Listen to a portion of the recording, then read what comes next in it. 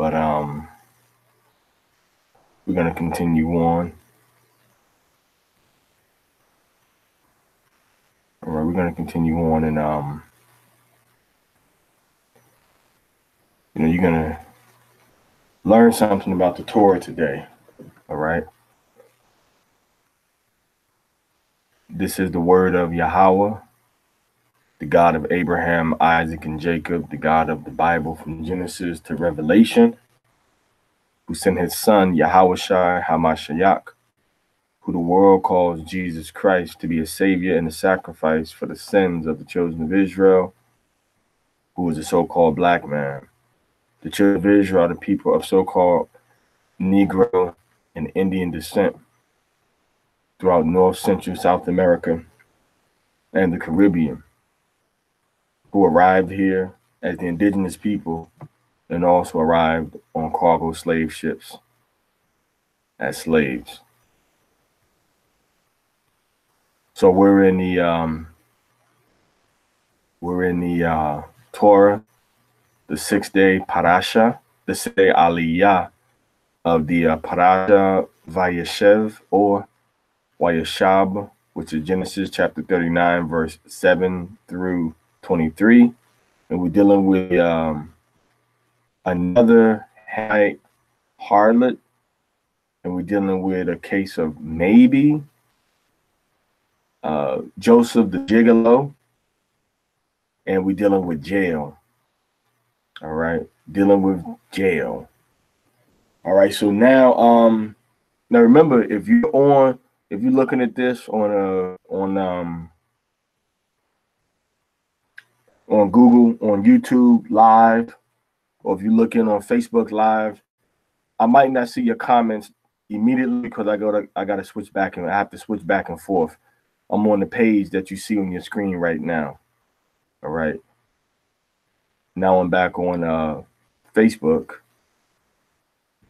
Okay, now I'm back on this website on Chabad.org. All right, so today is the first day of Hanukkah. All praise to Yahweh. Now, we cannot cook on this day. It's a celebration because Yahweh made this an ordinary day, and we decided to make it a day to commemorate what he did by helping us to beat the so-called white Europeans under the Greek Empire when they took the temple from us and we got it back.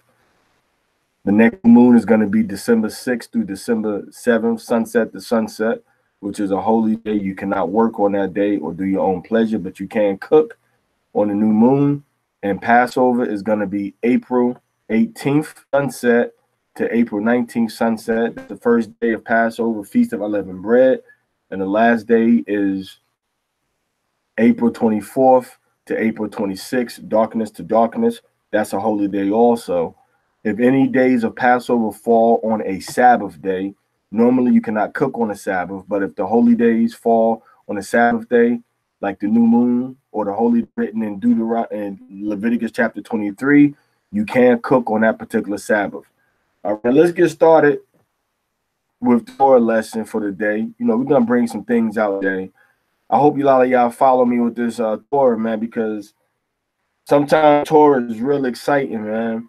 And you can see a lot of stuff that our fathers went through. We go through a lot. Like yesterday, well, not yesterday, but the day before yesterday, we saw what? That the father of the so-called black man, tribe of Judah, that he was out tricking. He was out tricking. Gave up his ring, gave up his gear, gave up his staff. All right. For what? For the putang. All right. For the putang. Head over heels. All right. And he was living amongst the Hamites. So, and Tamar, which was his daughter-in-law, which was scandalous, she dressed herself, like a prostitute. And then Judah had sex with her. Now then you get to Joseph, who was down in Egypt as a slave right now, being upright and righteous. Last thing we heard about Joseph was that he was upright. The Most High was on favor to him, and that he was prospering in everything he put his hand to. And then we saw that the end it said Joseph had a nice physique and a nice face. All right. You know, he was a pretty boy Boricua. He was a Puerto Ricubano. All right. Puerto Ricubano. All right. That's what Joseph was, the father of the Puerto Ricans and the Cubans. The father. If you're Puerto Rican or Cuban, Joseph is your father. All right. That's your ancestor. All right. So now we're going to go into Genesis chapter 37. We're going to pick up Genesis 39. We're going to pick up from verse 7. Now it passed after these events that his master's wife lifted up her eyes to Joseph, and she said, lie with me. Now after the Most High was blessing Joseph, and after it was going good with him, and after, you know, everything was growing in a positive way, he had good things going on in his life, here comes Satan sending this so-called Hamite African woman to try to make Joseph lay with her. Why? Because she wanted to throw off his vibe. See, Satan sent a woman to her to distract him from the good that he was doing in the relationship that he was having with the Most High. Satan sent that woman to him. That wasn't even his woman. All right. But he refused, and he said to his master's wife, behold, with me, my master knows nothing about anything in his house, and all he has given into my hand. So that's self-explanatory. In this house, there is no one greater than I, and he has not withheld anything from me except you. Insofar as you are his wife, now how can I commit this great evil and sin against Aliyah? All right, now, all due respect to our forefather ancestor Joseph, but me personally, if this was me, I don't think I would have said too much to this woman, because that's like, oh wow, he really don't want me now. He really don't want me. I want him even more. He's so wise and righteous to his God. Why? It was no explanation. Personally, I got a right to my opinion about what Joseph did. It was no need for an explanation. She already knew what it was. That way, Joseph could say, look, I swear on everything, I never even said nothing to this woman. Number one. Number two, we see Joseph had to be in a situation when he was alone with this woman. Joseph should have had his most trusted companions with him when he was around this man's woman. He should have already had game. So you know what? It didn't just happen. She just looked at him one day. He had to keep, because he was with wisdom. He had to see her eyeballing him a couple of times. So he should have made sure that before he went around this broad, excuse my language, that he got other people with him to be witnesses, because she bugging out. She's saying, yo, come have sex with me, even though you belong to my master. All right. But, you know, she want, you know, Joseph, once again, Joseph is the father of the Puerto Ricans and the Cubans. And the Bible says he had a nice physique and he had a nice face. All right. So Joseph was like almost like a pretty boy, but he was rough. He was tough. He come from a long line of powerful desert men, powerful men that live in the wilderness, rugged the land. So he wasn't no sucker. He wasn't no chump. All right.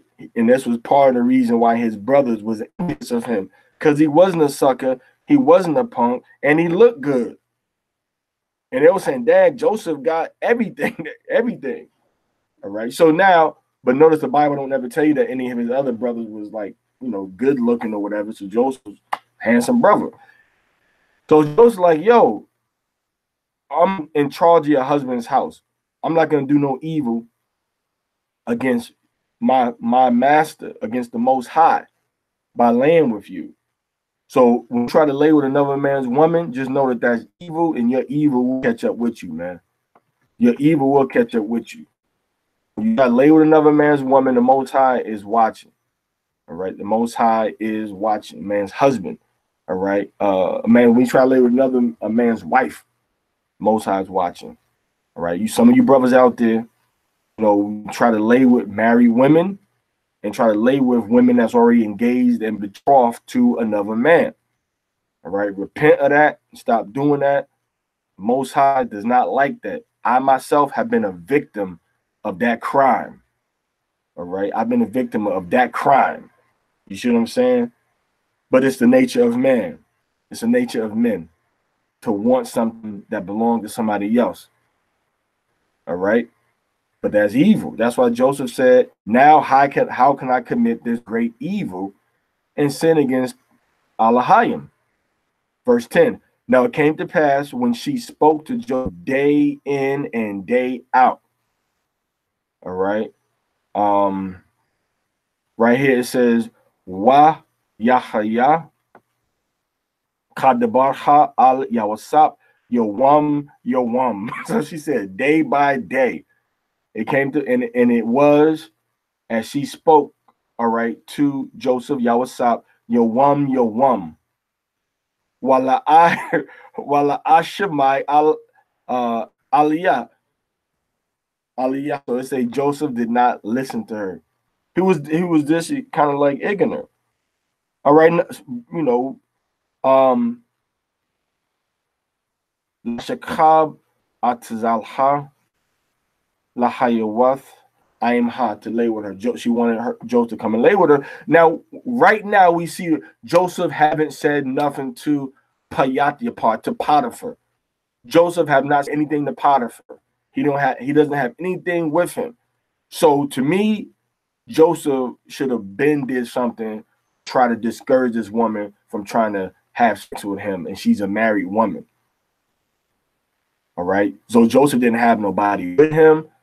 He was alone with her, and she sending him messages. Now, what if he would have went to the husband and just told him, you know what? Don't even say nothing, man. Just peep and watch. Don't believe me.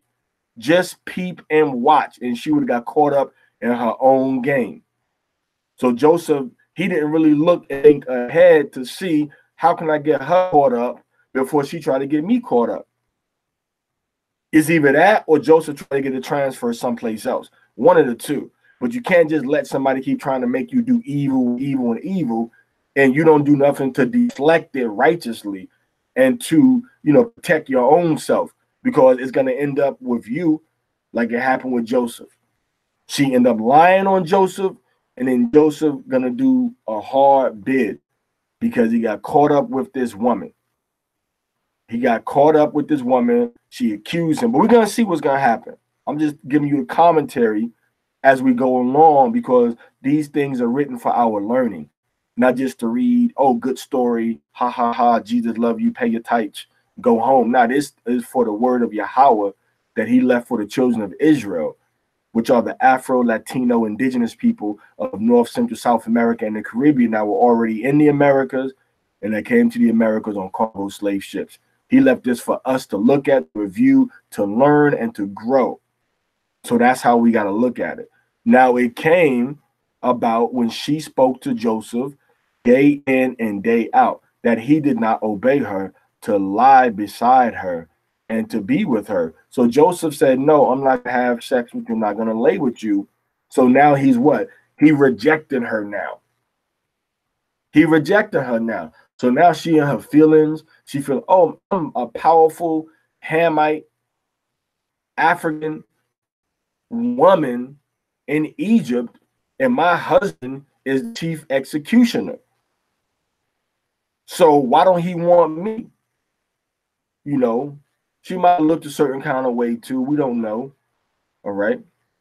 But Joseph didn't lay with her. Joseph was refusing to lay with this woman. Okay. And it came about on a certain day that he came to the house to do his work, and none of the people of the house were there in the house. So now, why is Joseph going into this house where the woman is there? And now the husband is gone, the workers are gone, nobody's in the crib. Joseph should have made a detour and went the opposite direction. You can smell the drama.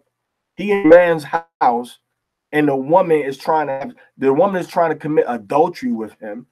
Let's not even say have sex. Because that kind of makes it sound neutral. The woman is trying to get him to commit adultery against the Most High. That's how you got to look at sins. You can't look at sins like, oh, I'm gonna buy this. I'm gonna buy this water on the Sabbath. You gotta look at it like I'm about to do business on the Sabbath with somebody who don't keep the Sabbath, because the Most High said don't work the Sabbath. So I'm about to put a stumbling block before them and get me some, some Snapple on the Sabbath while I'm out here on the street teaching. You can't. That's how you gotta look at it.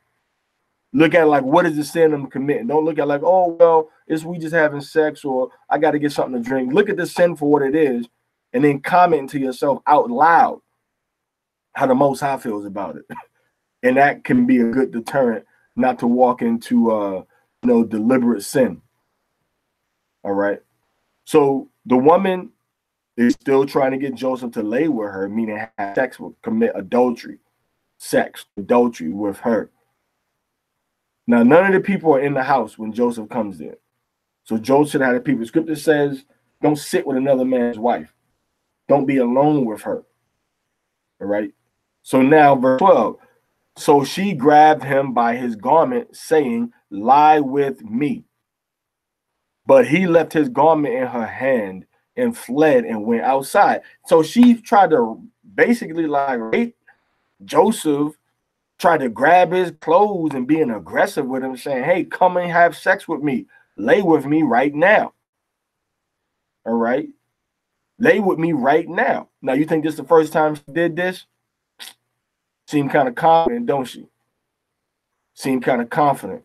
All right. So watch a pattern and know what these men and women have been doing before you, and then observe that. And then keep that in mind as you deal with these men and women, no matter who they are. What's their history? What have they been doing before they met you? You see what I'm saying? Whether you're dealing with them on a personal level, a relationship level, or dealing with them on a level of personal, professional, spiritual. What were you doing before me? How were you conducting yourself? So she wasn't on. This ain't no amateur night at the Apollo right here. She the featured guest. So she telling Joseph, come and lay with me, and grabbing his clothes now, being aggressive. Now, this is the Hamite woman, which are the so-called indigenous African people, not the ones that migrated there. Like we got our people that migrated there. But this is an indigenous African woman. Now, these Egyptian people are going to be some of the people that belong to the conglomerate tribe of the Yorubas in West Africa today.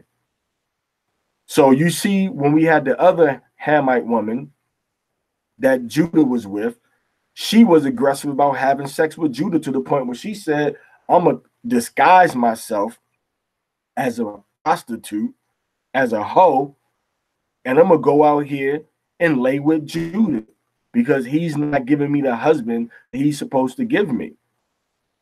So these so-called African so-called Hamite women I'm talking about, because the word Africa is misused. So I'm going to say specifically the women that are ethnic indigenous people of Africa, which are Hamites. That's what the Bible calls them, Hamites. African can be anybody. I met a guy from Algeria that called himself an African because he's been in there, his ancestors in Algeria for 1,400 years. Called himself African. Chinese man moved to Africa to Ghana and have a baby with a Ghana woman. That baby is considered to be an African, but it's not an ethnic Hamite. You see that?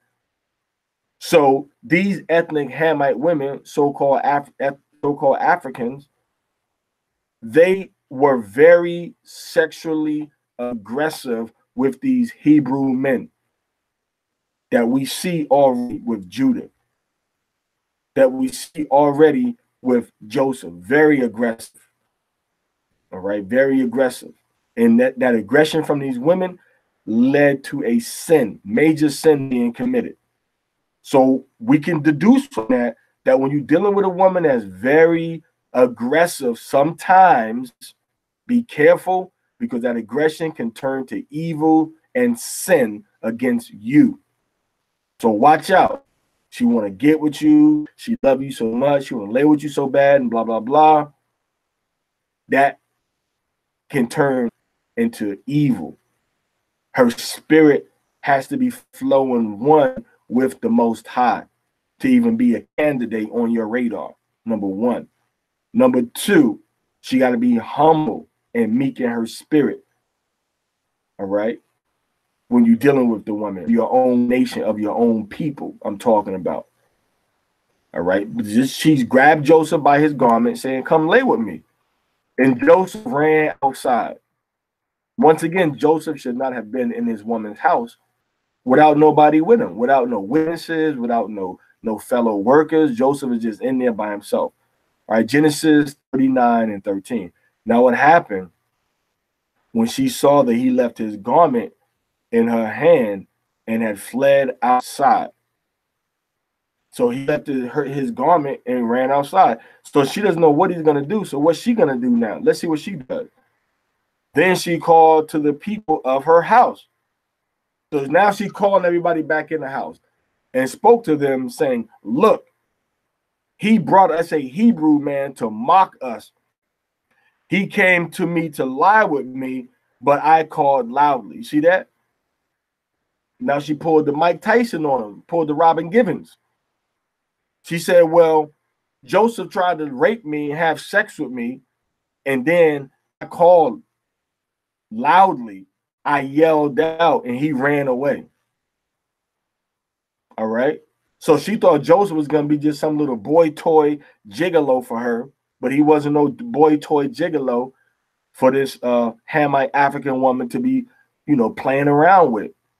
He was a strong, handsome, upright, dealing in wisdom, Israelite man, Hebrew man, that was not trying to engage in no types of evil, wicked sins against the Most High. So that's what's going on with Joseph, okay?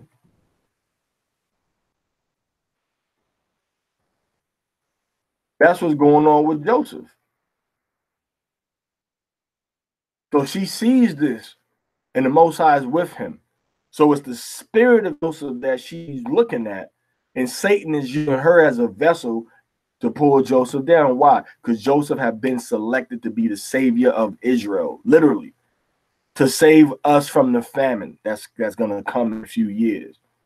He's being groomed by Yahweh and by wisdom to be humble, all right, to be patient, to be obedient and upright, and to do the right thing when nobody's watching.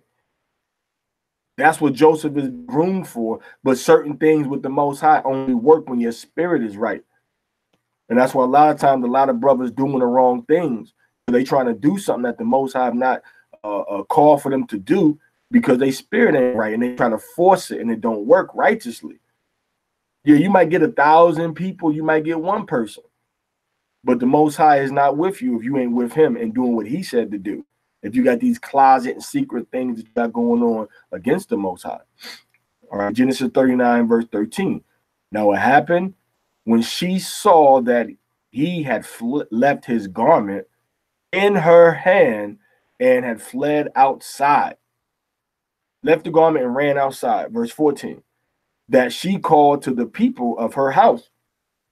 And she spoke to them saying, "Look, he brought this Hebrew mock us. This Hebrew man came to mock us and came to lie with me, but I called loud." Again, this is what happened. "Lay with me, Joseph. Now I'm straight," and ran out. Verse 13. He left his clothes there. Verse 14. She called everybody saying, "Yo, my husband, he brought us a Hebrew." So now she's talking against her husband because she mad that Joseph don't want to lay with her. Ain't that something? She mad that Joseph don't want to lay with her, and she talking against her own husband.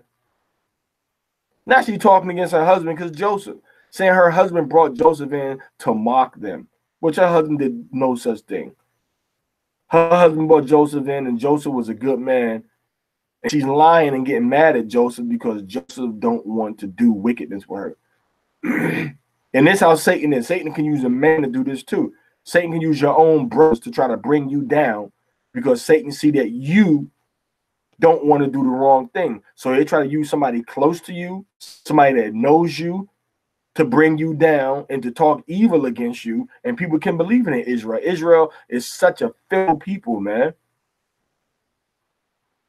Somebody can say, yeah, I saw so-and-so at the male strip club the other day, man. And just not trying to take a picture, man, the thing messed up. Somebody will believe it.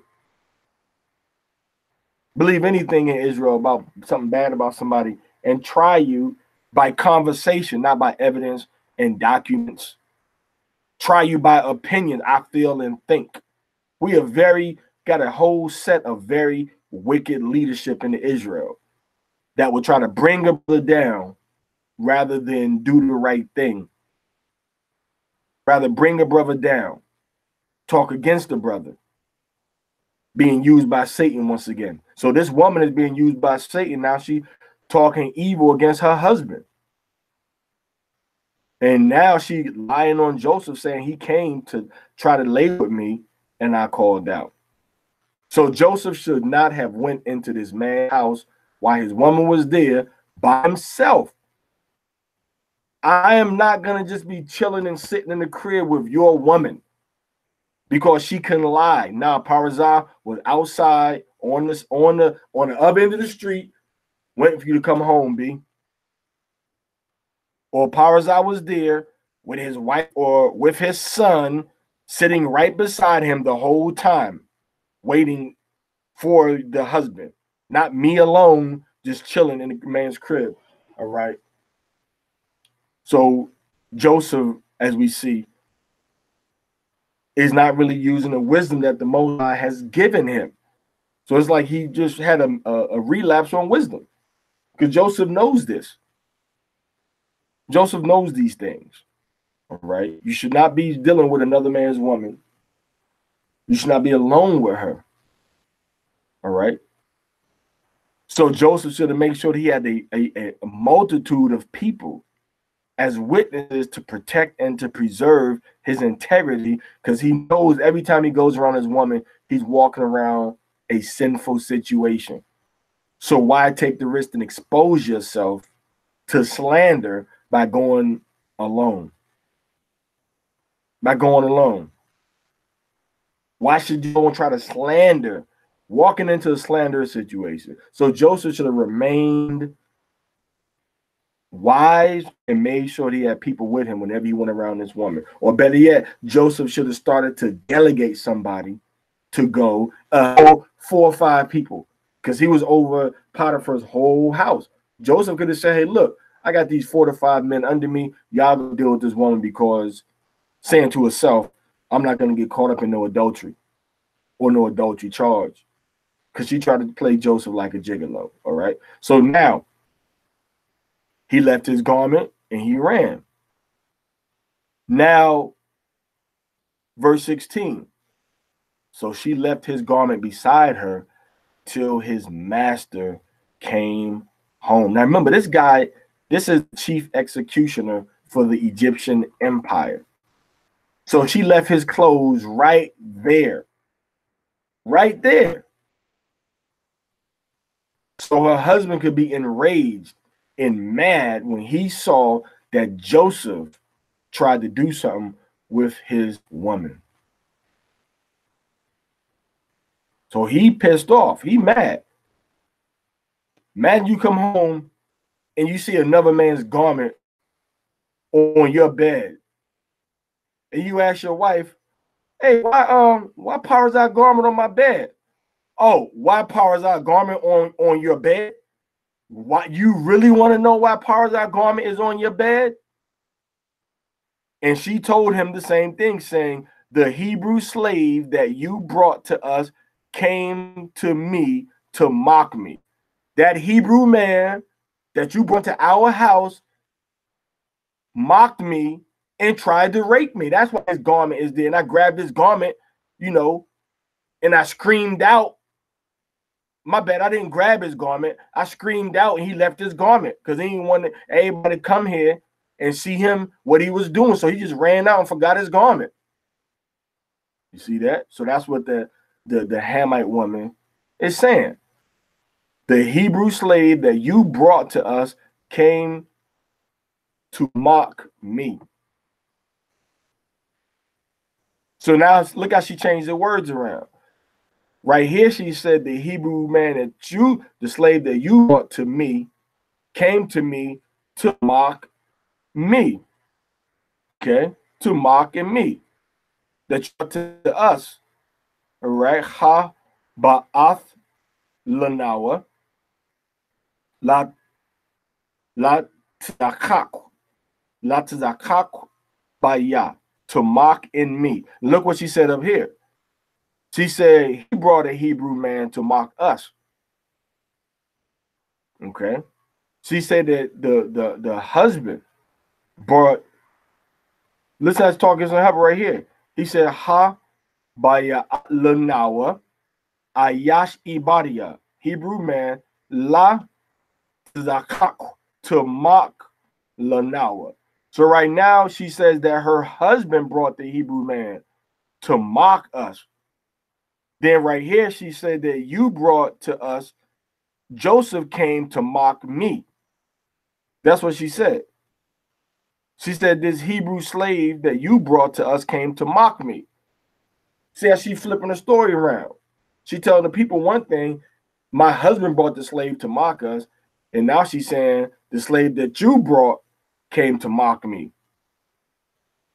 You see that? So now she's making a subtle difference to like Joseph is the one that came to mock me.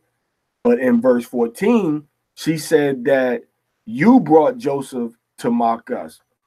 She said, look, he brought us. Listen, she said, Ra'awa. She said, look, Habaya'ah.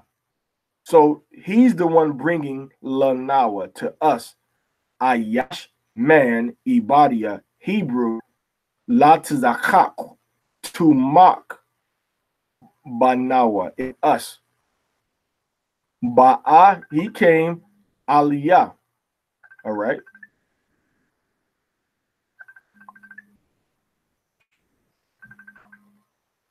So he said that he came to us.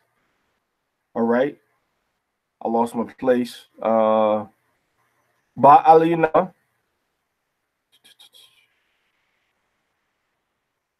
La Shikab, to lay down, Anya, with me.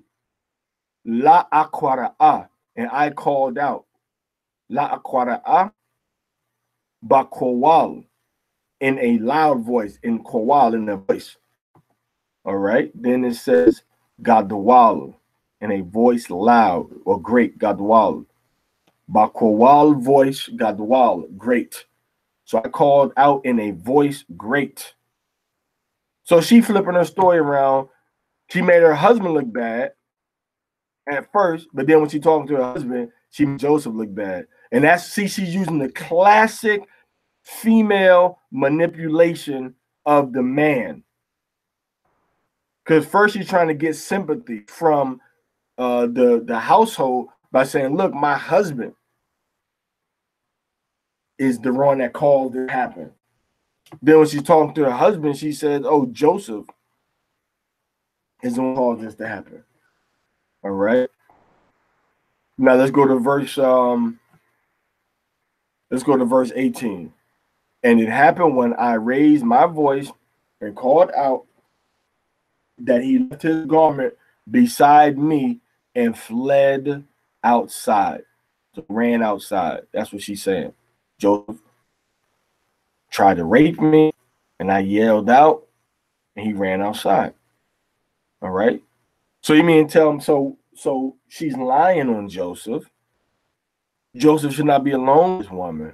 I keep reiterating this point because that changes the whole history. If Joseph would have made sure that he was not dealing with this woman alone, and that he always had witnesses when dealing with this woman, and I talk about this point every time I teach about this.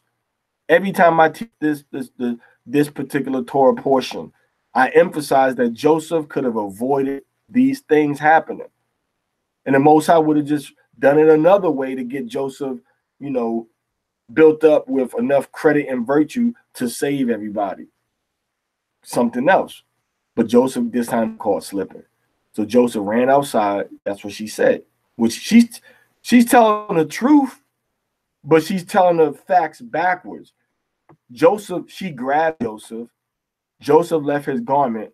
Then Joseph ran outside, and then she raised her voice.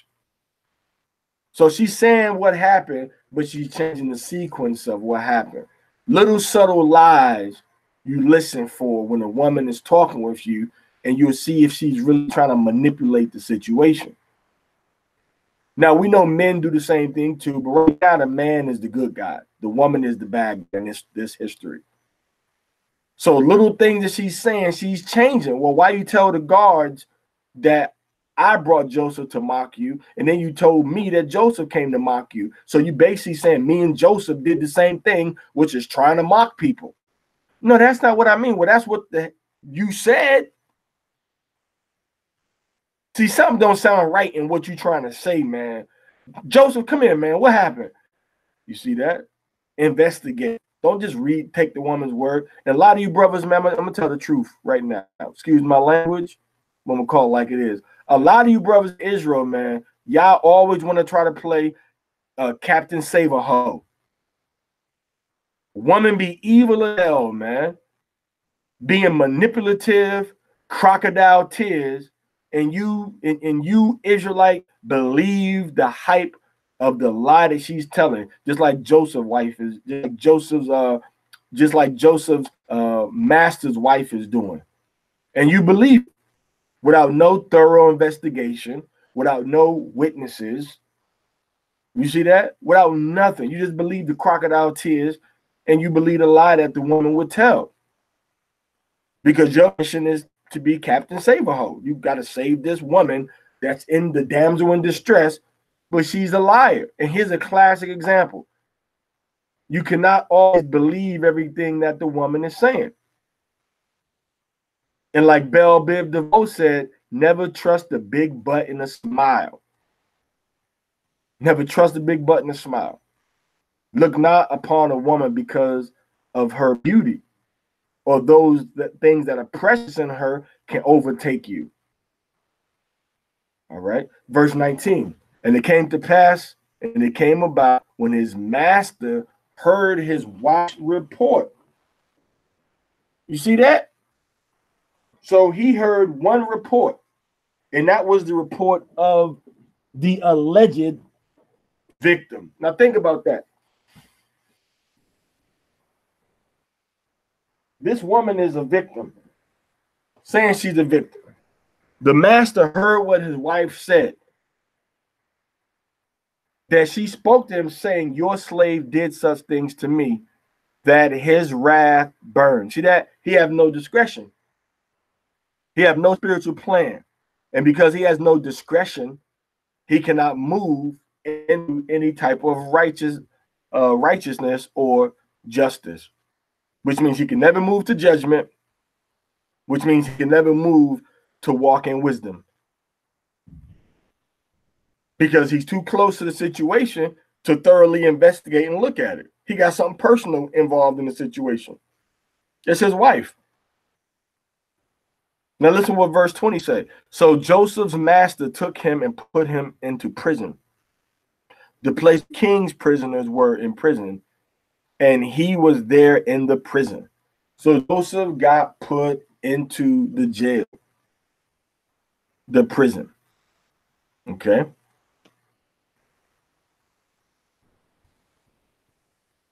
So he was put into prison.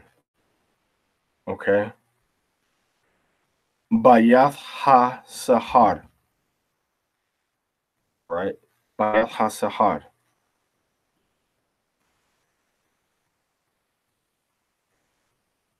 So he was put inside the prison house. No trial, no investigation. Just this woman said something. And I see this symptom is so bad in Israel. So bad amongst our people, man. When you got bad things that a woman says against a man, I've seen this happen so many times amongst our people,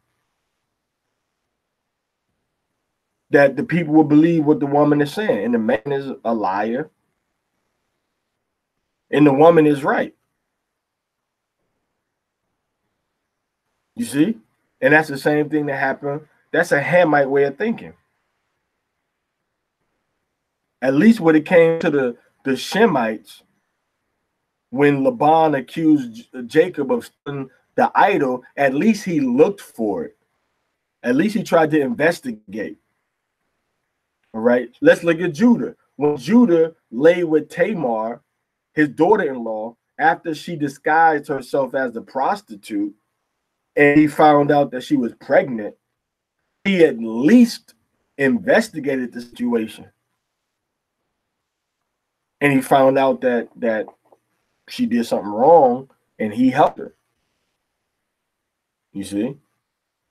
But with this situation with these Hamite Egyptians, which once again, a lot of these Egyptians go into the Yoruba people today, which was originally 7 main families. And it was condensed into one name, Yoruba or Yoruba. They didn't investigate or have any kind of trial or anything. No justice system. And a lot of you Israelites, you've observed the ways of the heathen and you practice the ways of the heathen because you'll convict the brother. Want nobody to represent the brother. Nobody on his side will listen to the story of what the woman is saying and then convict the man. And I've seen this happen within Israel. I've seen it happen recently. And it's evil and it's wicked and it's a Gentile practice.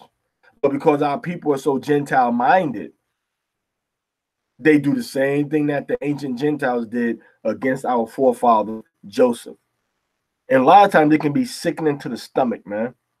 Because here you are supposed to be Joseph's people.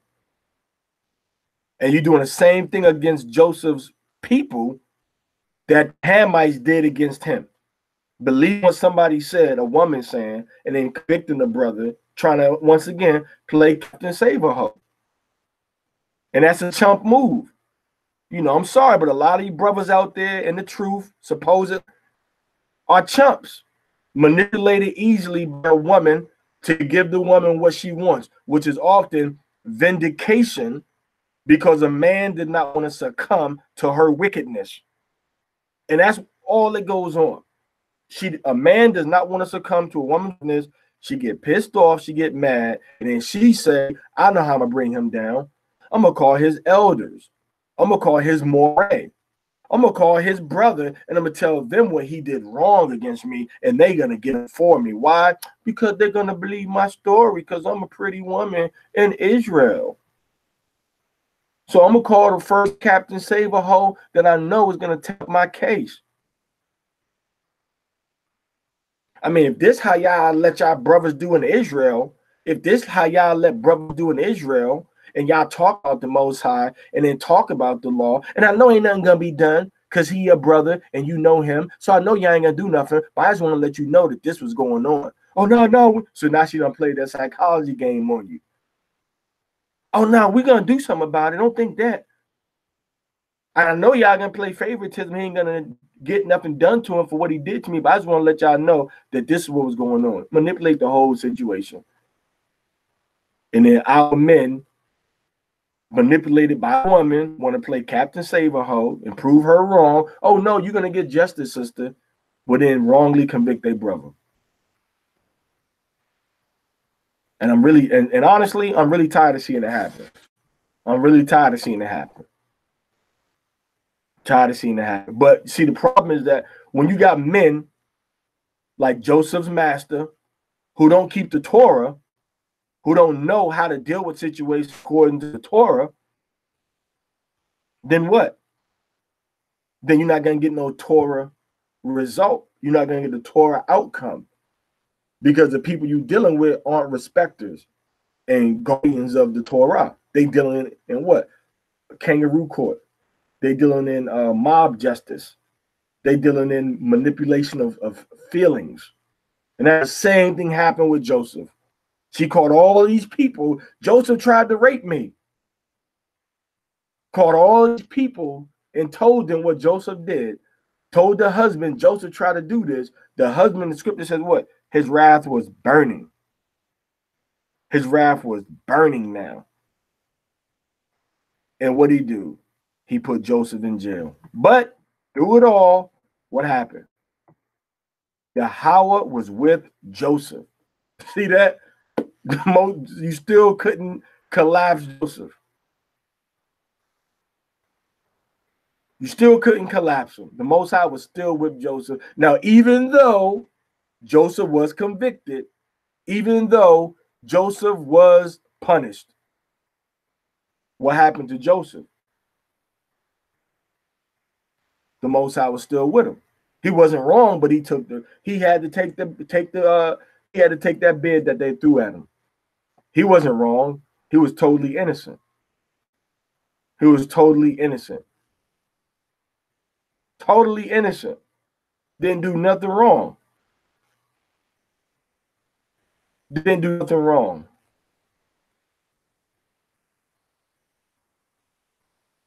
He didn't do nothing wrong. Okay.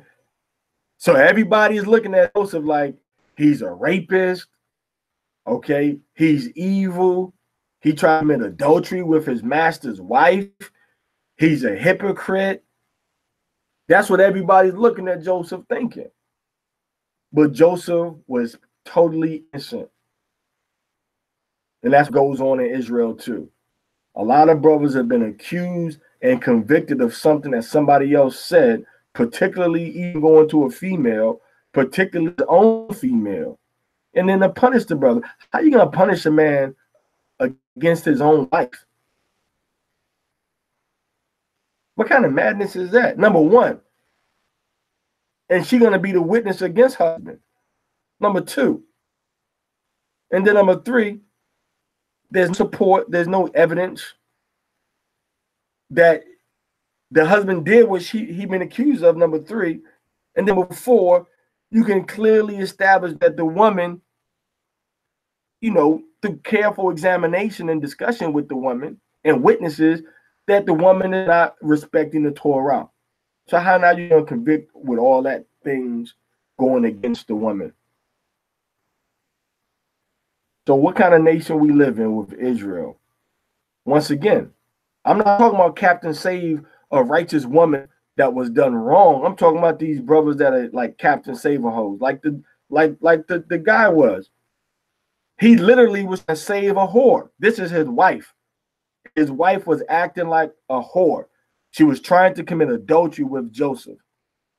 And Joseph is the one that ended up in trouble for it when he didn't do nothing wrong. He was right in the eyes of the Most High. So sometimes, man, don't even worry about what these people saying about you. Don't even worry about what they think about you, because in the long run, we don't know about Potiphar or his wife.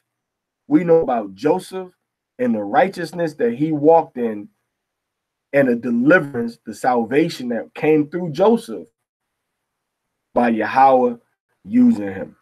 That's all we know. That's we see about the whole issue. So look at the end of what the matter is going to be, and you walk uprightly, and you're going to have a righteous outcome in the end. You're going to get that eternal life if you stay focused and obedient with your heart, soul, and might on Yahweh. Okay? Focus on that. All right, so verse 21. And Yahweh was with Joseph, and he extended charisma to him, which is favor or kindness, which they use the word chasad, which is kind of like kindness. Okay. It's kind of like kindness, chasad. That's actually the last prayer. That's the last prayer. That's one of the phrases in the last section of the Amidah. We ask for the Most High, to show us favor. When we do the Amidah, we ask, or the Shemona, also called Shemona Eshrei. We ask the Most High to show us that favor, to show us that chasad. All right, and like I said, that's the last. That's the last portion that you say for the Amidah. So as we say that, we see that now Joseph got this he got this favor. Okay. He got this favor. From the which is, once again, the word once again is kindness. Okay. It's kindness. But Joseph got this kindness sent upon him. He got this favor set upon him when he was brought down to that low place. So sometimes you got to go to that low place for the Most High to sustain you, and for the Most High to put you, through that fire. And once he puts you through that fire, you're gonna come out even more strong than before you went in. So sometimes it's better to let the Most High, Yahweh, deal with you and let them control the elements. Let them control the elements of people's minds and hearts and energies and how people feel and think about you, instead of, us trying to control it ourselves by trying to have people do things that is the right thing to do, but you're trying to force somebody to do the right thing. Everybody ain't gonna do the right thing just because it's the right thing to do. Some people just in Israel that know that they're Israelites, some people are just wicked in their hearts. Some people are just wicked and they've been deceived into thinking that they're righteous. Thinking that they're righteous. That's what they think. Okay? That's what they think. That's what they think. But Joseph was brought down to that low place. The Most High was still with him. So when it really mattered, the Most High sent those people to show Joseph chesed.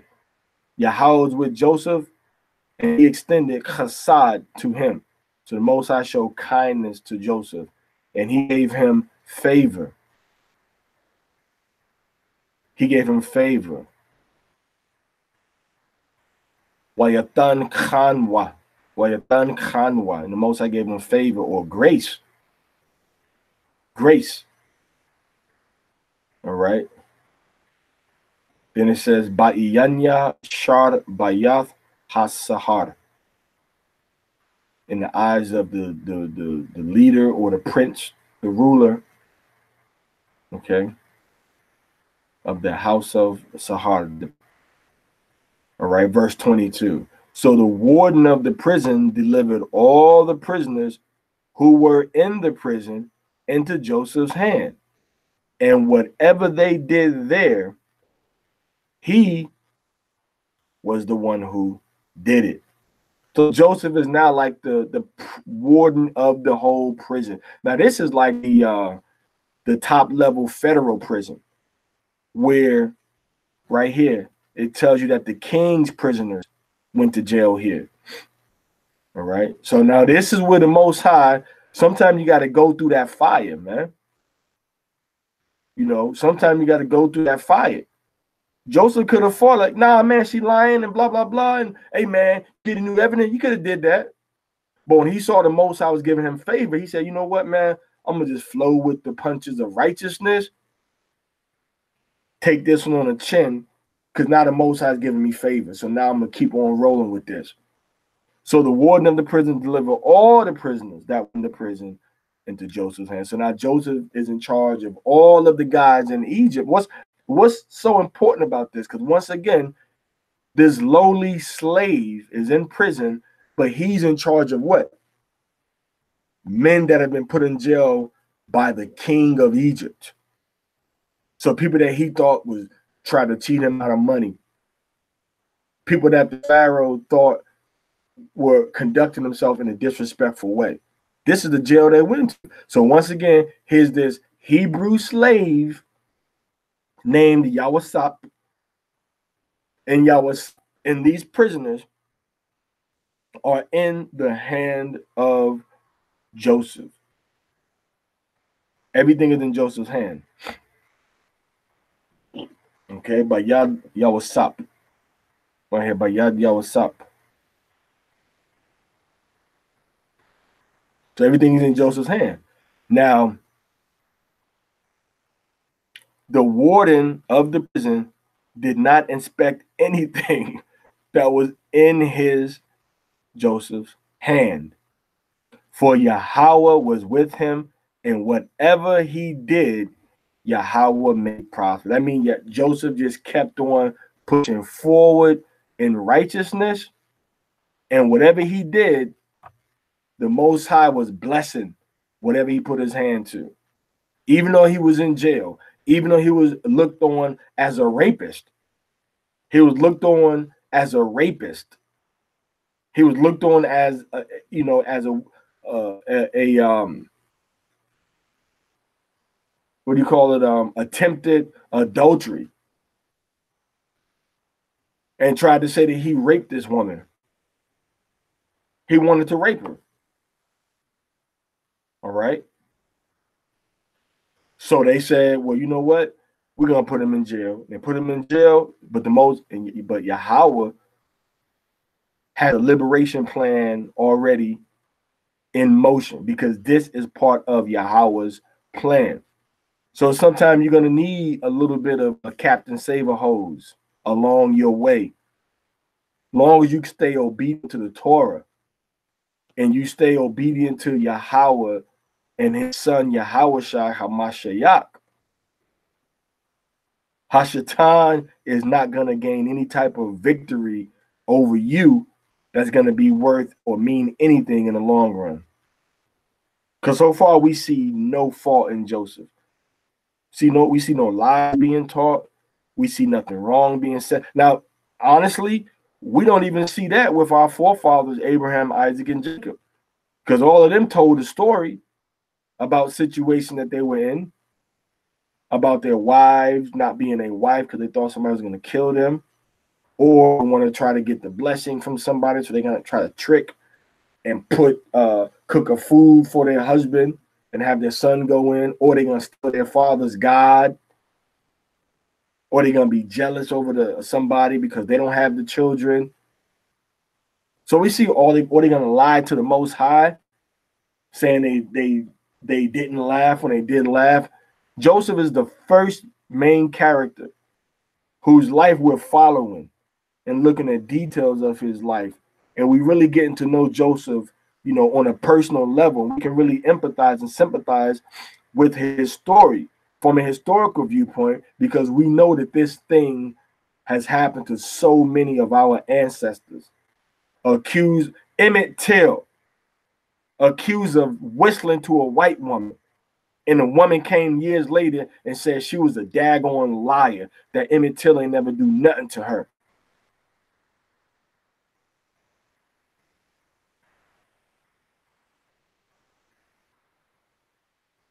And Emmett Till got murdered behind what this woman said.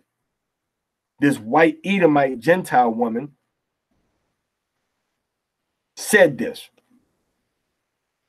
For hundreds of years, so-called white European Edomite children of Esau, demonic white women, have been lying on so-called black, indigenous, Latino men, saying that we touched them or did something to them, saying that we tried to have sex with them or rape them, and that man ended up getting murdered by the so-called white man because his woman is lying on us. Same thing that Joseph's master's wife is doing.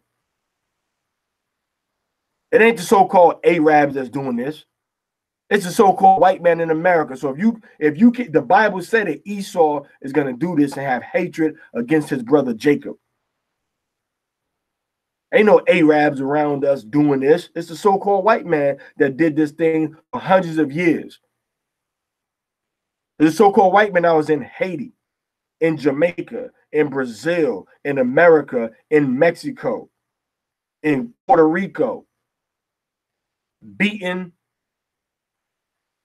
and maiming so-called indigenous and black people, and lying on us so they can have pleasure out of seeing us die because we had integrity. We didn't want to deal with these so-called white women who were the wives of our masters. We wasn't that pressed and desperate. Can you imagine that? Because this woman is, you hearing stories about this woman is making little boys deal with her sexually. This woman is putting irons on the backs of the slaves. This woman is beating your mother and your sister with a whip or with sticks across their backs because they had the temperature of the food off a little bit. And you're going to turn around and lay with this woman? Nah. Israel wasn't laying with these so-called white women, the children of Esau. There was no Arabs that was doing this evil to us, man, for the past 400, 500 years. There was no Arab women. Arab women was not a major player in the household with men slaves. They have a very gender separatist society. The so-called white woman was all up in the mix, trying to have sex with the indigenous man, the slave, the Israelites in Brazil, Mexico, America, Cuba, all right, Barbados, Dominica, Colombia. They were trying to lay with our people and we refused. All right. So this is, brothers don't get caught up with these women out here that have a man, or these women out here that can bring you down. Satan to try to use them to get close to you, and you drop your guard. And then when you drop your guard, that's when Satan comes in with that attack against you. Now, I know somebody thinking out there, well, yeah, the men do it to themselves, blah, blah, blah. Okay, but that's not the story. That's not the history that we're using as a reference point right now. That's a different narrative from a different point of history. All right. That's solid. That's Solomon's. We can read that with Solomon, or we can read that with David and Bathsheba. But we're using this as a Torah reference on sexual integrity, on honesty, okay, on using wisdom to avoid a negative, evil situation. This woman sitting back plotting against Joseph. And we just breeze over this story on the Shabbat convocation, just keep on going, not realize that this story is still happening on a physical level, because white men who are the controllers of modern day Egypt are still looking at black men, Israelite men, as if we want a woman and they got to protect their woman, which we don't. Some of y'all do, but I don't. And then you're looking at this on a spiritual level because Satan is using our own women and Gentile women to make you weak, to put you into a jail where the Most High is not going to be with you, to put you in a situation where you in a situation because you put yourself in that situation because you were being wicked. And now in order for you to get mercy, now you're dealing with levels of repentance. But Joseph, only thing Joseph had to repent of was by not thinking this thing through, because Joseph committed no sin. You see? So we still dealing with that same demon today, that demon of ancient Egypt, where they want to send forces to attack your spirit, attack your character, and bring you down. But remember, when you walk in a way that's pleasing to the Most High, Yahweh, he will take that bad judgment against you and he will turn it into righteousness to deliver other people.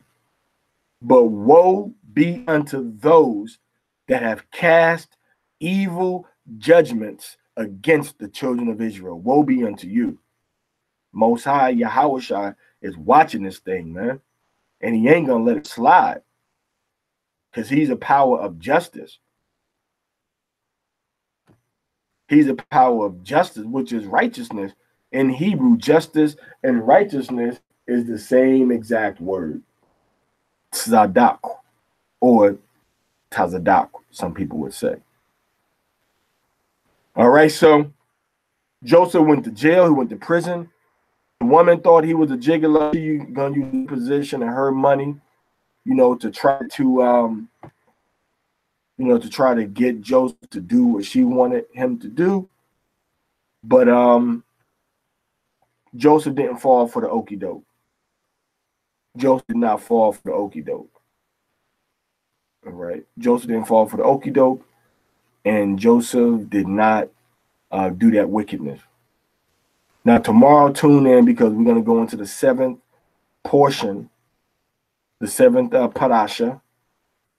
Not the seventh portion. They say portion, but it's the Parashah. All right, the seventh, because Parashah means portion. This word right here, Parashah, and portion is the same word. So this is the Parashah, Veyeishev, or Veyeishev. So tomorrow, I'll go into some details about this one with the cupbearer and the baker, all right, the cook, and how they got in the jail. Okay, how they got in jail, and how Joseph, came up out of jail, or the path to him getting brought up out of jail is being laid down. He doesn't get out of jail in this seventh Aliyah, but tomorrow on the Shabbat, when the sun comes up and we have the Shabbat convocation, we're going to go into this chapter 40, verses 1 through 23, which is the last Aliyah. We're going to bring it out, a little bit. So here we are, Yasha Allah. We celebrating in Hanukkah, the feast of dedication for the temple of the Most High, Yahweh, in ancient Greece. Empire came against us when we were in our own land, and we reading about Joseph getting oppressed in a foreign land and being thrown in jail. The opposite of liberation, the opposite of dedication. But you know what? It had to happen this way. It had to happen this way, because otherwise the plan of Yahweh to deliver the children of Israel is not going to be fulfilled. It's not going to be fulfilled. So Joseph, unfortunately, he has to go through this hot furnace of affliction. All right. As we see in the furnace of adversity, as we see in Ecclesiasticus, I believe, chapter 2, verse 5. For gold is tried in the fire, and acceptable men in the furnace of adversity. So he's going through that furnace of adversity. And also, you can't forget about, you can never forget about Isaiah 48:10. Behold, I have refined thee, but not with silver. I have chosen thee in the furnace of affliction. So Joseph is getting refined in the furnace of affliction. Imagine he would have laid with that woman. That's why you can't sin. You cannot sin, especially so on a major level. This is a high level sin. Any capital offense is a high level sin. Okay, meaning you breaking the Sabbath, or you do another man's woman, or you dealing with a woman that was betrothed or engaged to another person, another brother, an Israelite woman, a Hebrew woman by blood, or you dealing in homosexuality. You can't go around committing these types of high-level sins. You can't go around committing any sins. But at least make sure you definitely don't commit any capital crimes. I mean, come on. You're going to just commit any crime that seems and feels good for you to do? You see? So you never know that your obedience to Yahweh someday could save the lives of the very people that you love. Your disobedience could cause them to get killed. Think of that. As obedient as you are, that could be saving the life of somebody that you love dearly, because the Most High puts you in a position to be used to help that person get relief spiritually, physically, mentally.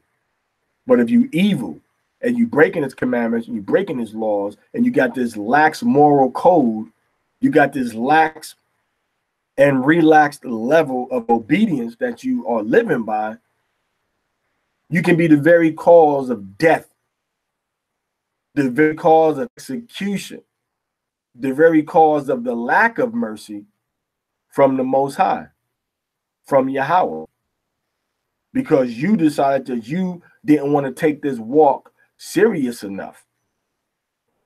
But you got to take this thing serious, because it's not just you that's on the line. It's other people. It's other people whose life is on the line. You're not just using wisdom and walking in obedience, for yourself, but for the people also. Okay. There's other people that are going to be able to benefit, from the good thing that you're trying to do and walk in. Not just you. Because you're not the only person that's at stake here. So think about that. Okay.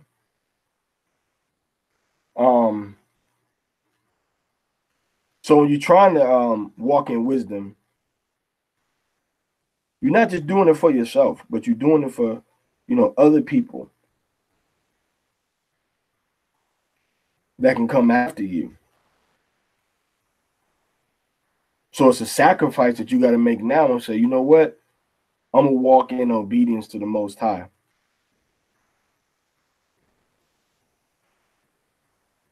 I'm going to do the right thing for the Most High.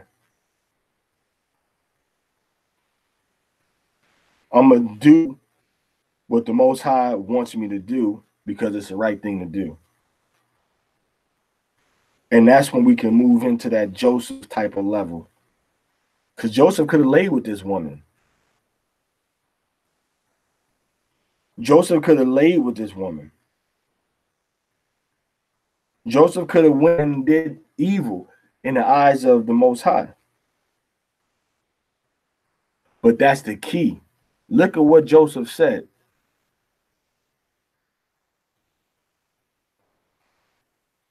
Right here. See what he said? He says, why ayak? He said, Aisha ha ra'aych hagadla. This great evil. Haza'at, this. Wa khatafya, and sin. Not yo, sin I sin.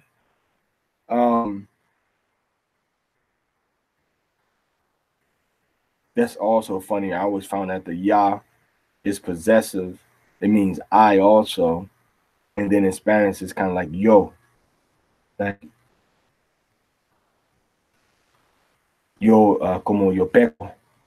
I sin. But that yo is also referring to I at the end of a verb. Anyway, sin la alahayim, to the power. So Joseph saying this great sin against the power. So he's worried about what the power are going to think in all of his actions. Are we?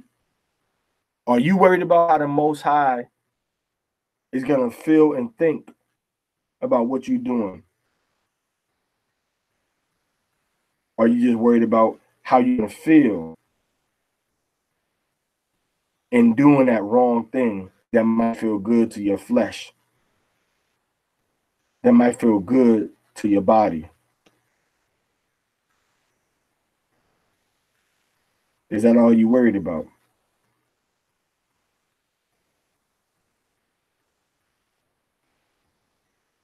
So what's your concern? What's your focus? Is your concern and your focus yourself or the people that you love? People that you don't know. And let's end on this point in Ecclesiastes. And we're going to read verse 34. Ecclesiastes chapter 24, verse 39. And this is what Joseph says. I mean, this is what wisdom says. Ecclesiastes chapter 24, verse 34. And it says, behold, that I have not labored for myself only. So Joseph is not just thinking about himself. Okay, let me go over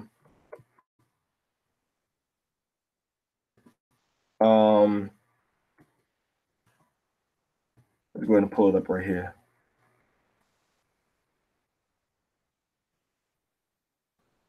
Right here. It says, behold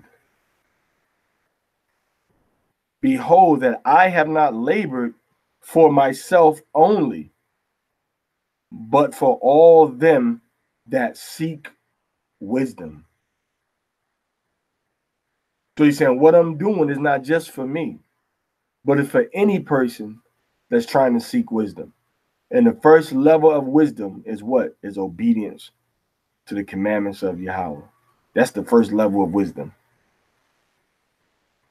So a lot of us talk about wisdom, but that wisdom we're talking about a lot of times is carnal wisdom, wisdom in this world, good advice. But that's not the wisdom the Bible talks about. Wisdom the Bible talks about, the scriptures talk about, is different than carnal wisdom, than good advice. It's spiritual. Behold, that you have not labored for myself only, but for all them that seek wisdom. So Joseph is not just laboring for himself. Because remember, Joseph is what? He's a born leader. But you got leaders like this. And then you also got leaders like Gideon. Wasn't it Gideon that was rejected by his father's sons?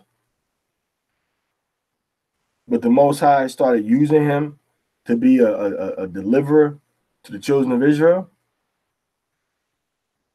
When you go into the book of Judges. All right, so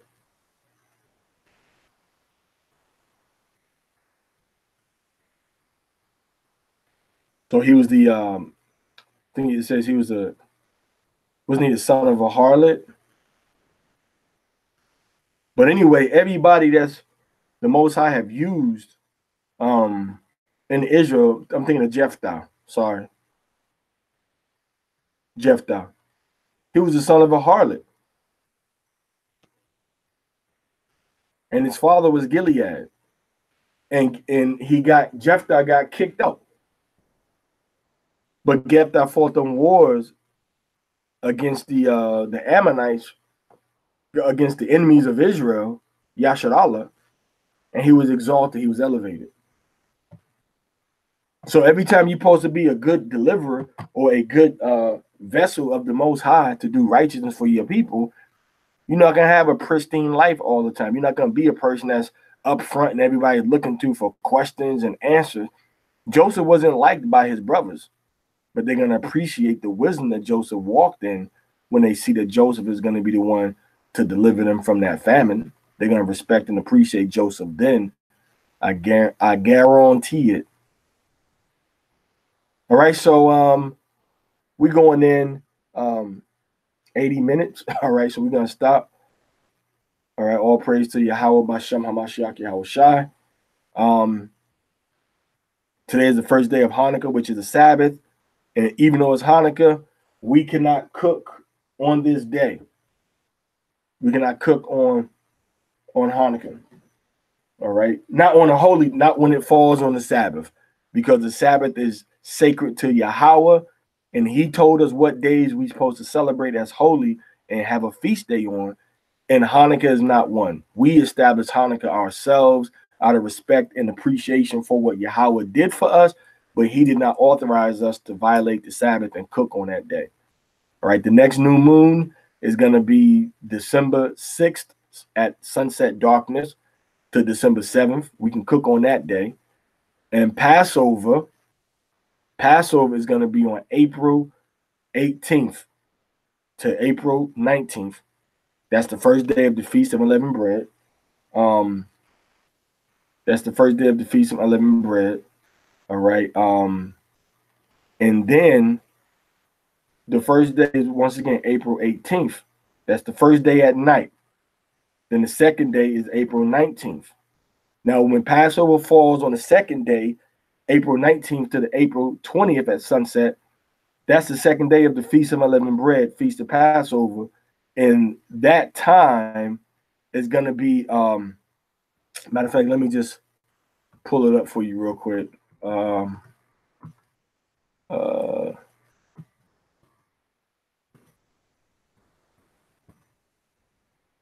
April 2019.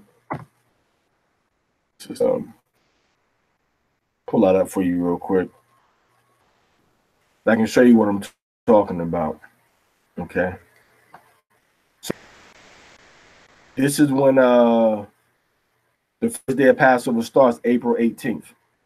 So April 18th at night to April 19th at night is the first day of Passover, the Feast of Unleavened Bread.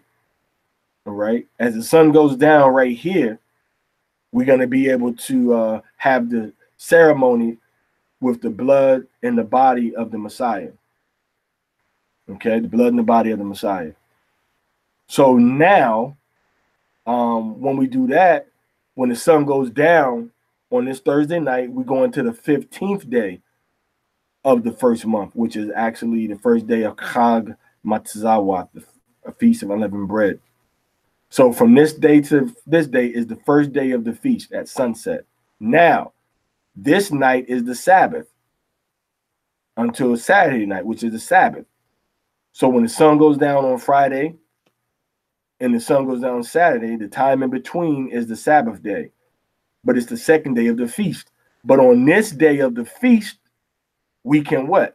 We can cook. Why? Because we're commanded to have a feast all 7 days of the week. A feast before Yahweh. So this is the beginning of the first day at sunset, second day at sunset, third day at sunset, fourth, fifth, sixth, seventh day at sunset, April 24th until April 25th is the last day. These are holy days that you cannot work except whatever you need to do to cook and get your food ready. You cannot do your own pleasure. These are holy days that Yahweh has established. We established what Yahweh has established as a holy day. Holy day meaning we have to keep everything set apart, can't do our own pleasures, can't buy, we can't sell, and we can't work. All right. Sabbath day of rest. So that's the seventh day of the Feast of Unleavened Bread right there. The first day of the Feast of Unleavened Bread is right here. 18th at sunset when it's dark. The 18th at sunset when it's dark until the 19th. That's the first day, which is kept as a Sabbath day, a holy day. You cannot cook. I'm sorry, you can cook, but you cannot work. You cannot do your own pleasure. You can't lay carnally with your wife or your husband. You can't buy and sell, which means that on this day, you have to make sure you have enough preparations from buying things to last you from the first day and the second day, because you won't be able to buy anything until the third day of Passover, Feast of Unleavened Bread, which is Saturday night to Sunday night. You can go Sunday. All right. Hope that's not confusing to you. So the first day is a Sabbath, which means you cannot buy and sell. That's a holy Sabbath day for the Passover. The second day is the 19th and the 20th, which is also a weekly Sabbath. So you can cook on this day, but you still can't buy and sell because it's a regular weekly Shabbat. All the stores are supposed to be shut down across the world where the children of Israel are, you know, observing these laws especially. All right. But the Sabbath is a seal between us and the Most High. So this is the day that we have as a weekly Sabbath, but we can cook. So here's the first day at sunset, second, third, fourth, fifth, sixth, seventh day at sunset. When I say sunset, I'm talking about when it's dark outside. When it's dark outside. All right. So that's how we keep the Sabbath, the Feast of Unleavened Bread. 7th day is a holy day from the 24th sunset. 24th when it's dark until the 25th when it's dark is the 7th day. And the first day of Passover, Feast of Unleavened Bread, is the 18th when it's dark, and until the 19th when it's dark. That's the 15th day of the first month. What confuses people is that the 14th day begins over here, and then the 14th day ends over here, and the 15th day begins.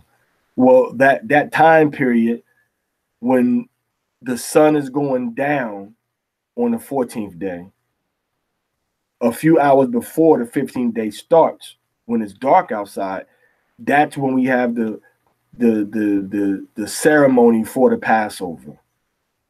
All right, that's when we have the ceremony for the Passover with the bread and the wine and the bitter herbs and the lamb. Okay, that's when we have that. Now, when that's over and when it gets dark outside on the 15th day of the month, of the Hebrew month, Abib, okay, or Nisan, on the 18th Thursday night to the 18th to the 19th on Friday night is the first day of the Feast of Unleavened Bread, which is a holy day. And we start the feast tonight. Thursday night, we have the feast. And then on Friday, we feast. Saturday, we feast. Every day of the week, we feast. And then on the 25th at sunset, April 25th at sunset, the feast is over. So you're feasting all of these days. 1, 2, 3, 4, 5, 6, 7. Now, this day is a holy convocation, meaning you have to get together and have a big holy convocation, a holy service. All right. This one is the holy convocation. You have to get together and have a holy service. You might have some liturgy or certain prayers you want to go over. All right. Depending on what your minhag is, you're going to go over certain prayers and certain ceremonies. And the problem with a lot of our people is that a lot of our people don't have no minhag. Our religious or spiritual observation of the Bible and of the Torah is restricted to breakdowns and going over verses. We have no worship relationship as a community or as a people. When we dealing with Israelite things and dealing with the Most High, we have become a nation of preachers that talk and teach about the Bible, but our lives and our ceremony and our liturgy and our worship toward the Most High is very shallow, and it's all centered around rushing through it so we can sit down and have Bible study. And there's no real worship of the Most High. There's no real adoring of the Most High. There's no prayers and thanks toward the Most High. All right, which is a very key part of any spiritual community. When you look at Islam, when you look at Hinduism, when you look at Buddhism, I mean, hell, when you look at the Roman Catholic Church, the Episcopalian Church, when you look at the Anglican Church, when you look in the Bible is full of liturgical and spiritual practices and observances that were very key in worshiping the Most High. So we have to know that, and we have to walk in that same path. Just to say we're going to get together and have a Bible study and we're going to record it and then we're going to post it on YouTube and Facebook, that ain't what this walk is about, man. This walk is about you and those around you being obedient to Torah, learning Torah, and how to worship the Most High. All right, how to worship the Most High, and having a breakdown and having a study and a class on these holy days is not worshiping the Most High per se. It's just you teaching somebody the Bible. It's a Bible study. So once again, you know, we need to make sure we have our established minhagim that we're following. You can look that word up, minhag, I believe. That's just a word, means your customs, traditions, or practices. You know, as a community or as a household, what do your children do? If you ask your children certain things about the Torah and how they carry out those certain things in the Torah, then you'll see, okay, well, that's their minhag. That's how they do it. But a lot of us, we have no certain things that we do on these holy days or that we do on the Sabbath. So our children don't know what's going on. Like you might say, well, what's your minhag for some type of mikvah on Shabbat? And you might say, okay, we make sure that, you know, before Shabbat starts, that everybody in the house, you know, has bathed and changed their clothes and got any, you know, any possibility of outside, you know, uncleanness off of their bodies, and they've cleansed themselves in water, and they bring in the Shabbat with, you know, clean clothes. They bring it in with clean bodies, like we see the example so many times inside the scriptures. We saw it with Jacob, and then we saw it again with Moses, when Jacob said, okay, y'all wash up and change your clothes. We're going to enter into agreement with the Most High. Or Moses said, wash your clothes and wash up. We're going to enter into agreement with the Most High. So on this holy day, we got to come back and make sure our bodies are clean, our clothes are clean, you know. And now, if we haven't come into any type of uncleanness for that time period, then it would just be a religious ritual that make us say, oh, yeah, we got to bathe. But if we know there's a possibility, we've been on a bus, we've been on a subway, you know, we've been in different public places, people on a period, coming from funerals, having different sicknesses, and we've sat behind them or touched things that they've touched, or we've been at the hospitals, then we got to make sure our bodies are have a certain level of cleanliness, spiritually and physically. So that's an example I'm giving of a minhag. All right, or of a particular minhag. You might say, okay, we got to say these prayers every day in the morning. You might not do it, but you know, okay, this is what we should, you know, be doing and saying every day to put Yahweh first in focus. So anyway, the point I was making was that for this Shabbat, you know, the convocation is not just about getting together just to have a Bible study, but recounting what Yahweh did. You reading Josephus, you're reading Psalms, you're reading Ecclesiasticus, you're reading Exodus about what Yahweh did when he delivered us from the from Egypt. Okay, so that's what the first day is for. And the first day of Passover, Feast of Unleavened Bread. And then the last day of Passover, or Feast of Unleavened Bread, we have different, you know, is going to be another holy convocation. So we have to observe it in a specified way and know, okay, we're going to do this thing, and these are the prayers we're going to do. This is the time we're going to meet, okay, and this is the these are the prayers we're going to say, and this is I'm sorry, 24th to 25th. These are the people that are going to be here, blah blah blah, okay. So these are your different. You have to have these things already set up, all right. And if you can get, you know, to your homeland on these dates, fine. If you're in captivity and you can't get to your homeland, well, we already saw that Tobit was keeping the day of 50 days after Passover. okay, which is the feast of which is the feast of Pentecost. He was keeping that in captivity because he couldn't make it to Jerusalem. Okay, so he kept it in his captivity. Let me go to that real quick as I veer off of this. You know, just to kind of show you, and then I'll be finished with this lesson about Joseph. Let's go into the book of here it is, Tobit, and I start in chapter 1 to go over a few things real quick. Tobit, so here's Tobit of the seed, Tobit of the tribe of Naphtali, my wrestler. He's from the tribe of Naphtali.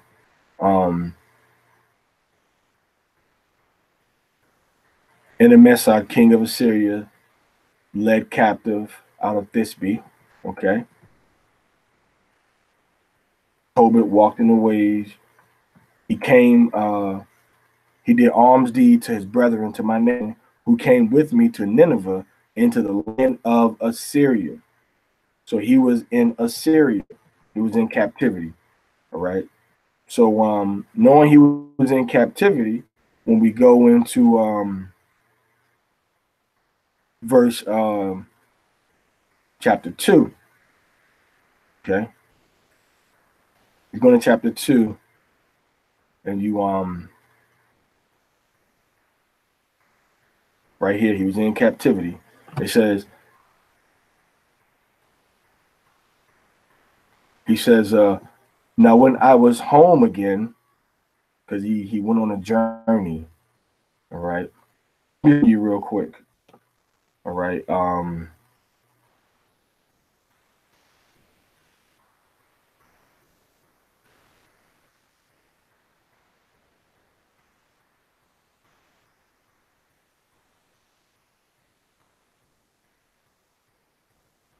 And when one of the Ninevites, all right, he says, when one of the Ninevites complained to me, to the king, I buried them and hid myself, understanding that I was sought for to put to death. I withdrew myself for fear. So they wanted to kill him because he buried somebody, right? Then all my goods were forcibly taken away. Neither was there anything left me. So they confiscated all of his stuff. Okay. Now he had a cousin though that was working with the Gentiles.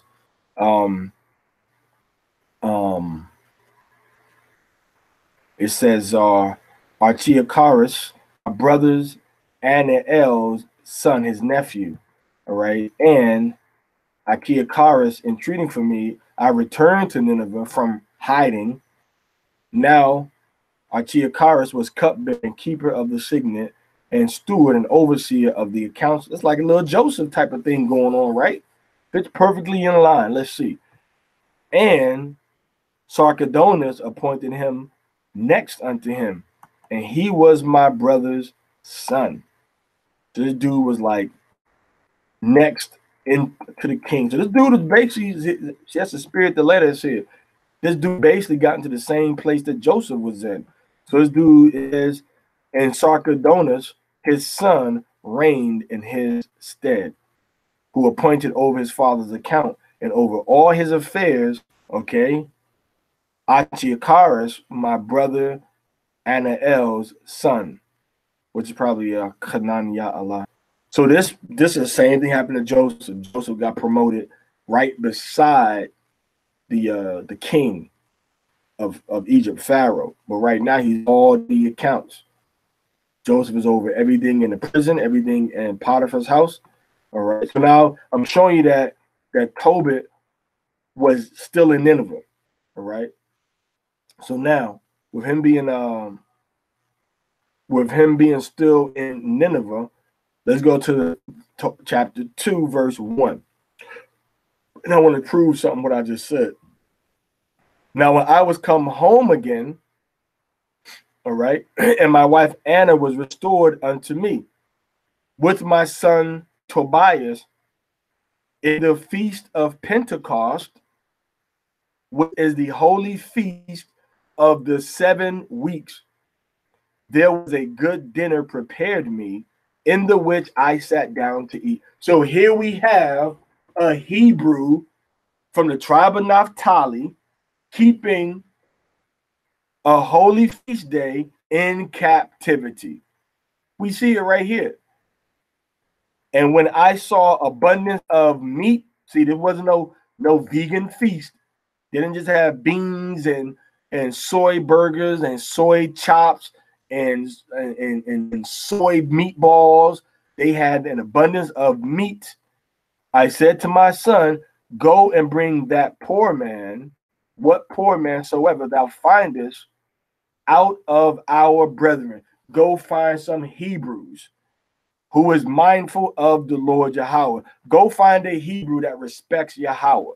And lo, I tarry for thee. So they have their own little private feast in captivity in Nineveh, right? And he came again and said, Father, one of our nation is strangled and is cast out in the marketplace. And before I had tasted any meat, I started up and took him up into a room until the going down of the what? Of the sun. Why is it significant? He's saying he put the brother in a room to the going down of the sun, because he knew that when the feast of Pentecost was over was when the sun went down. Because when the sun goes down, what does he do? Then I returned and washed myself. He didn't want to bury the brother on holy day, but he made himself clean and took the body on a holy day, and he brought the dead brother into a room of his house until the going down of the sun, which means until the day was over, until it was dark outside. Then I returned and washed myself, because what? A new day had started. So now he washes himself because he touched the dead body, and ate my meat in heaviness, because he knew he couldn't eat of that feast day on Pentecost because he was unclean. He was tama'ah from touching the dead body. Remembering what that prophecy of Amos, as he said, your feast shall be turned into mourning and all your mirth into lamentation. So meaning that you're going to be sad on your feast days. He was sad at that feast day because he didn't celebrate it. He took that body and put it into a room, and when the sun came down, he washed up, and then he ate his food. Verse 7, therefore I wept, and after the going down of the sun, I went and made a grave and buried him. So he ate, he washed up and ate, and then went to bury the brother. You see that? So why is he waiting down to the going down of the sun? Because that's when the holy day was over. So he didn't want to make himself more defiled during that holy day. So he took the body and he put the body someplace safe during the holy day. All right. And then when the sun went down, okay, when the sun went down, what happened? When the sun went down, that's when he went and buried the body. When once again, going down to the sun, because now he knew we were in a new day. All right. Now, what did he say? Verse 9. Okay. The same night also I returned from the burial and slept by the wall of my courtyard, being polluted, and my face was uncovered. You see that? So he was polluted after the feast day on that same night. So that night he was polluted. All right. He was polluted. And this is now the next day, because the sun has gone down now. He says the same night. So this is after he ate, after he buried the body, he slept outside because he said he was polluted. So he didn't want to go into the house after he buried the body. Okay. No, this, you can read the rest of the story yourself, but 2 points we see here. Number one is that he kept the feast day of Pentecost in captivity. We see that. And he was living in Nineveh. So he kept the feast day in captivity. That's point number one. Point number two is that he kept the body in his room until the going down of the sun. That's point 2. Point 3 is that when the sun went down, he washed himself because that began a new day. That's point number 3. Okay. Point number 4, which reiterates point number 2, is that he waited until after the going down of the sun. Then he went and buried the man because he didn't want to be burying the man during the holy day. So he waited until the sun was going down, and then he went and buried his brother that had died in the marketplace. All right. That had died in the marketplace because he was murdered. He was strangled in the marketplace of Nineveh. So that kind of covers a whole lot of ground, right? So read that story also, read that history also. You know, and like I said, a lot of times people introduce these new doctrines because they just don't read the Bible. They read a certain books that coincide with their breakdown, but to read it from chapter and this whole book to enhance your understanding through the spirit of Yahweh by Shem Yahweh Shai, a lot of people don't do, right? So he ate the dinner, you know, in captivity. Now we know he was in captivity because it told us, you know, in the beginning part, it told us that he was led as a captive, all right, in Naphtali, all right. He was a captive. Then it tells you, you know, once again at the end of that chapter, he says, who came with me to Nineveh into the land of the Assyrians. So he was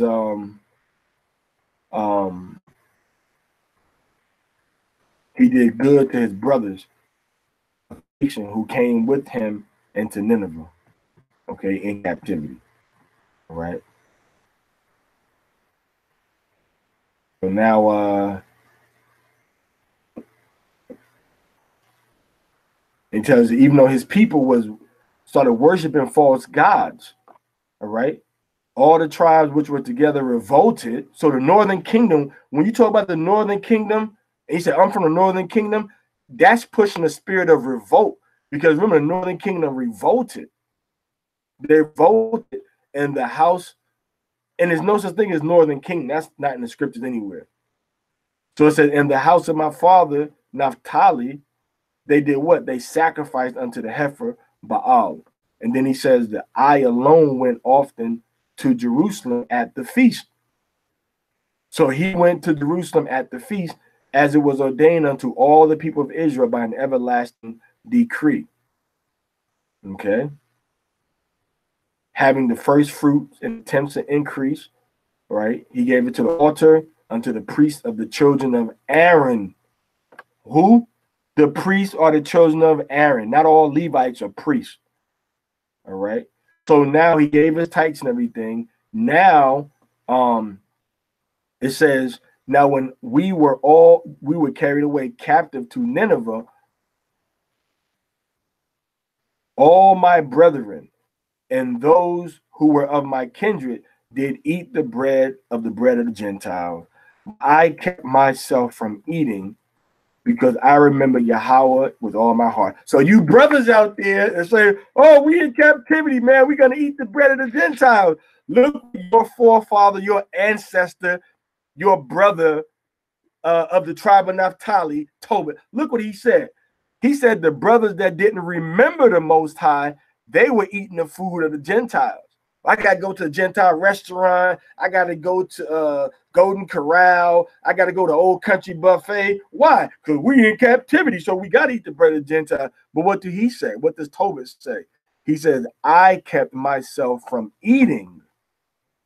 Eating what? Was he fasting? No. He kept himself from eating the bread or the food of the Gentiles. Why? How did he do that? Because I remembered God with all my heart. Ain't that funny, man? The brother said, because I remembered the Most High. So that kept me from defiling myself with the bread of the Gentiles. So all you excuse-alites out there, we in captivity. Well, guess what? Tobit is saying, if you just remember God Almighty, Yahweh, in your heart, that will you'll be able to keep yourself from eating the bread of the Gentiles. See that right there? Okay. So that's how that bird right there. Right. So now he was in captivity. He gave his clothes to the naked. If he saw anybody dead, he buried them. All right. So once again, we see that he was in captivity. Okay. He says, Achiacharus entreating for me, I returned to Nineveh. Now Achiacharus was cupbearer and keeper of the signet and steward, man, and overseer of the account. Now look at this. This guy, his nephew basically keeps the king's signet. You see that? He keeps the king's signet, which is the ring that the king uses to say that I'm saying this. And this is the same signet ring that Judah gave to Tamar when he was tricking with her, had sex with her when she disguised herself as a prostitute. I'm telling you, man, these brothers, man, Judah gave his signet ring. So this shows you how important his signet ring was, because his cousin Achiacharus was the keeper, the cupbearer, the keeper of the signet, and the steward and overseer of the accounts, the money, the resources, okay, the goods, the assets in the household. Right. So the point is that he was in Nineveh. That's the point. The point is that he was in Nineveh. Okay. So when we go into Tobit chapter 2, we see that Tobit in captivity in Nineveh was keeping the day of Pentecost. Why? Because he couldn't get to Jerusalem. So you act like a brother is committing a sin if he can't get to Jerusalem, can't afford to go to Jerusalem. Now, Tobit was only a few hundred miles away from Jerusalem. So you got brothers that's 14,000, 10,000 miles away from Jerusalem. So Tobit was committing righteousness in the land of captivity, and he was also doing what? Celebrating Pentecost. So you brothers that say we can't celebrate the feast days outside Jerusalem, you going off, because Tobit did it. You brothers that say if you don't go to Pentecost at Jerusalem, you ain't supposed to keep it, you going off, because Tobit kept it. And you brothers that say, oh, the Sabbath starts when the sun is in afternoon, you going off, because Tobit ended the day at the going down of the sun. And it says it twice. The going down of the sun right there. And then it says the going down of the sun right there. Okay. So it mentioned the going down of the sun twice to show that how he was keeping the feast day and he was counting his days according to the going down of the sun. Okay. All right, so that's all we're going to go over for tonight. All right, of course, we got to go back to where we started, and I'll come back to that after we finish.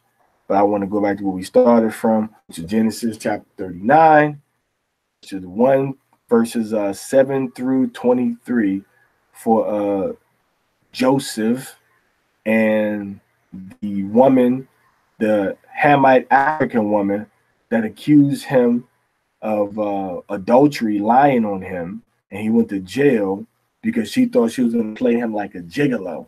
All right, so I hope you have learned something tonight. We learned about Joseph.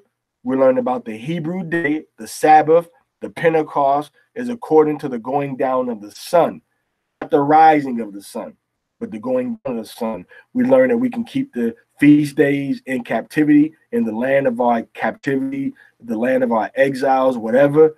We learned that when we see a problem approaching us, to have witnesses present that are upright, that can say what really happened truthfully. We also learned that if there's a situation that's bad and there's people out to get us, to stay away from that situation, stay out of it, so that way we can avoid a lot of problems and a lot of false accusations being thrown around. All right. If you don't give them nothing, they won't have nothing. If you don't say nothing, they can't have nothing. All right. If you don't do nothing, they can't have nothing. Now you guys create things. All right. So that's an hour and 54 minutes. On 34 minutes about this extra tangent, but that's all right. We all learning here. So may the Most High power Yahweh be with you in the name of His Son Yahweh Shai Hamashiach. Hope you remember what I said about Hanukkah, Passover, and the Sabbath, because I'm not going to repeat it again, because that's how we got on this tangent in the first place, going into the calendar about the Sabbath. I mean, about Passover. All right. Shalom Lakum. Love you all. All right. Shalom. Hallelujah.